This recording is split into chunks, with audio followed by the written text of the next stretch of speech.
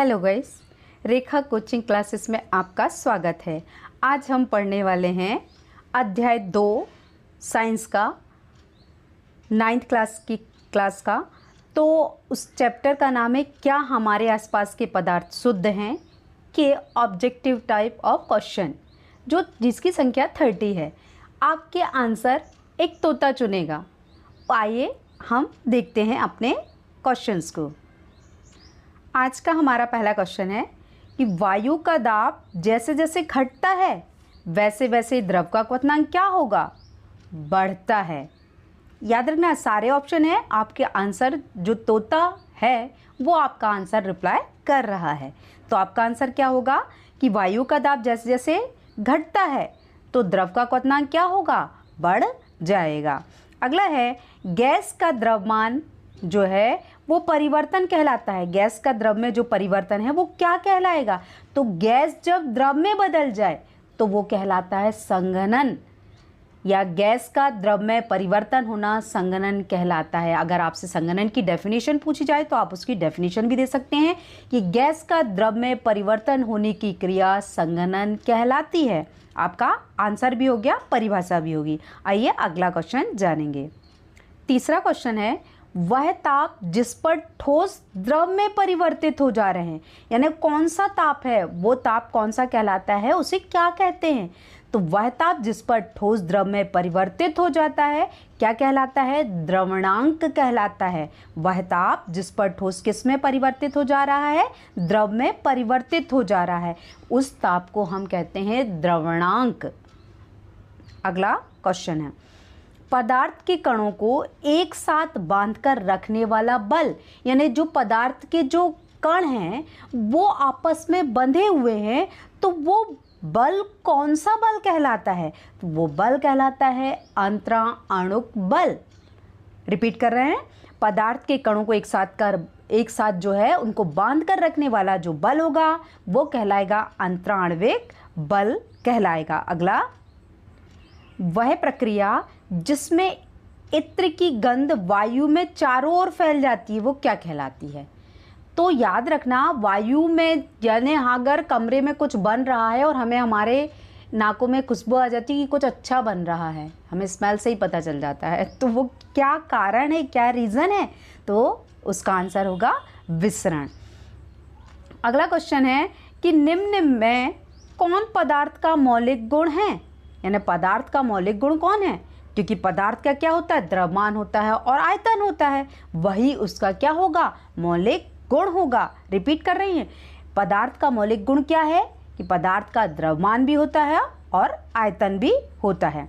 अगला है पदार्थ के कण क्या दर्शाते हैं? अति सूक्ष्म होते हैं, गतिज ऊर्जा युक्त होते हैं, एक दूसरे को प्रतिकर्षित होते हैं। तो आप तोते से समझ ही गए होंगे कि सभी का अर्थ है कि पदार्थ के जो कण होते हैं अति सूक्ष्म होते हैं, गतिज ऊर्जा युक्त होते हैं और एक दूसरे को आकर्षित करते हैं। अगला क्वेश्चन जानेंगे। हाँ, अगला है वेरी इंपॉर्टेंट, पदार्थ की कितनी अवस्थाएं होती हैं? तो आप याद रखिए 3 अवस्थाएं मत लगाइएगा टिक, हमेशा याद रखना पदार्थ की 5 अवस्थाएं होती है। मैं बतला रही हूँ आपको, ध्यान से उनको नाम सुनिए। ठोस, द्रव, गैस, प्लाज्मा, और 5वीं जो अवस्था अभी खोजी गई है वो है बोस आइंस्टीन कंडेंसेशन। रिपीट करती हूँ, ठोस, द्रव, गैस, प्लाज्मा, 5वां है बोस आइंस्टीन कंडेंसेशन। ये 5 अवस्थाएं किसकी होती हैं? पदार्थ की। अगला क्वेश्चन, पदार्थ निम्न में कौन पदार्थ का गुण नहीं है, यानी कौन पदार्थ डिफाइन नहीं करता? घनत्व, संपीड़ितता और तरंग दैर्ध्य बताता है बट विसरण नहीं बताता। पदार्थ में विसरण नहीं होता है। अगला क्वेश्चन जानेंगे। संपीड़ितता का गुण जो है सबसे कम किस में होता है? तो संपीड़ितता का गुण सबसे कम ठोस में होता है। क्यों? क्योंकि ठोस के कण जो है वो तो वैसे ही बहुत ही पास है, उनके पास तो अंतराणुक जो बल का मान है वो इतना अधिक है कि उसमें पीड़न का काम किया ही नहीं जाता। तो संपीड़ितता का मान कैसा होगा? कम होगा। किस में? ठोस में। अगला क्वेश्चन, निम्न में से किसका घनत्व सबसे अधिक होता है? अब देखिए घनत्व, देखिए वहां संपीड़ितता कम थी पर यहाँ घनत्व कैसा होगा? अधिक होगा। किसका? ठोस का। तो किसका घनत्व सबसे अधिक होता है? ठोस पदार्थों का सबसे अधिक घनत्व होता है। अगला है, किस ठोस पदार्थ को सीधे वाष्प में परिवर्तित कर रहे हैं? तो आपने ऊर्ध्वपातन के चैप्टर में समझा है ऊर्ध्वपातन क्या है, तो आपको आसानी से ये बनेगा कि किस ठोस पदार्थ को सीधे वाष्प में परिवर्तन क्या कहलाता है। यानी किसी भी ठोस पदार्थ को अपन क्या कर रहे हैं? सीधे वाष्प में बदल रहे हैं तो वो ठोस में बदल जाता है, तो वो कहलाता है ऊर्ध्वपातन। तो हमने ऊर्ध्वपातन की डेफिनेशन में पढ़ा हुआ था। अगला क्वेश्चन है, वाष्पन की क्रिया से उत्पन्न होती है, यानी जो वाष्पन क्रिया है उससे क्या हो रही है? ठंडक। हम देखो कूलर में पानी भरते हैं तो वो पानी वेपर के रूप में हमारे आसपास आती है और हमें बहुत अच्छा लगता है। क्यों? क्योंकि वो ठंडक देता है। तो वाष्पन की क्रिया से क्या प्राप्त होती है? हमें ठंडक प्राप्त होती है। अगला है, 100 डिग्री सेल्सियस ताप का केल्विन में मान होता है। तो आपको केल्विन से डिग्री सेल्सियस से केल्विन में परिवर्तित करते आना चाहिए। ये आपके इम्पॉर्टेंट क्वेश्चन है। तो आप याद रखिए 100 डिग्री सेल्सियस ताप का केल्विन जो मान होता है 373.15 होता है। क्यों? क्योंकि 273.15 जो होता है वो केल्विन में जो वैल्यू होती है वो है मान जो है उसमें होता है, और 100 डिग्री सेल्सियस है। तो आपको याद रखना है कि हम दोनों के मान को पुट करके उसे निकाल सकते हैं। तो ये आपके 100 डिग्री सेल्सियस ताप का केल्विन मान कितना होगा? 373.15 होगा। आइए अगला, हमारा अगला क्वेश्चन है, सौरमंडल में प्लाज्मा अवस्था की उत्पत्ति का कारण। देखिए आ गया चौथी अवस्था प्लाज्मा। तो इसकी उत्पत्ति का कारण क्या है? तो उसकी उत्पत्ति का कारण है उच्च ताप। उच्च ताप के कारण क्या हुआ? प्लाज्मा की अवस्था उत्पन्न हुई। अगला है, गर्म करने पर गैस का आयतन क्या होगा? बढ़ जाएगा।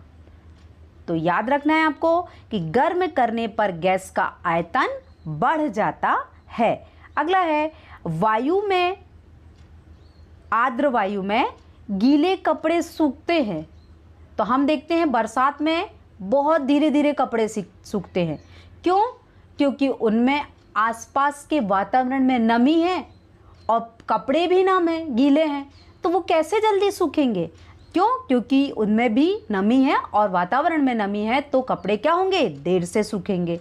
तो आर्द्र वायु में गीले कपड़े देर से सूखते हैं। अगला क्वेश्चन, हवादार जगहों पर द्रव के वाष्पन का वेग कैसा हो जा रहा है?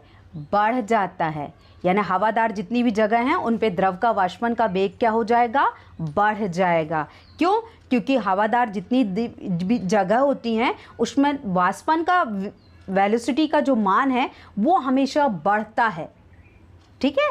अगला क्वेश्चन है, निम्न में से कौन सा सही नहीं है? आपको सारे ऑप्शन पढ़ना पड़ेगा क्योंकि सही नहीं है, क्योंकि ये 3 सही हैं और चौथा गलत है। तो क्या है? देखिए, पदार्थ सूक्ष्म कणों से बना है, बिल्कुल सही है।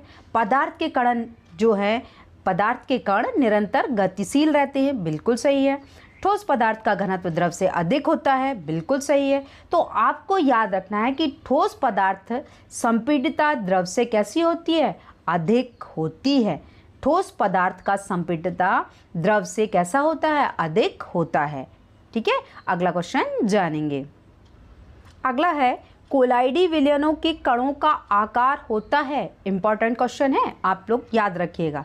तो सामान्य विलयनों के कणों से कैसा होता है? छोटा होता है। यानी हम जो सामान्य विलयन देख रहे हैं, शक्कर देख रहे हैं, ये सारी चीज़ें तो हम सामान्य रूप से देख ले रहे हैं, पर जब उसको घोल दिया जाता है तो उसके कण कैसे हो जाते हैं? और छोटे हो जाते हैं।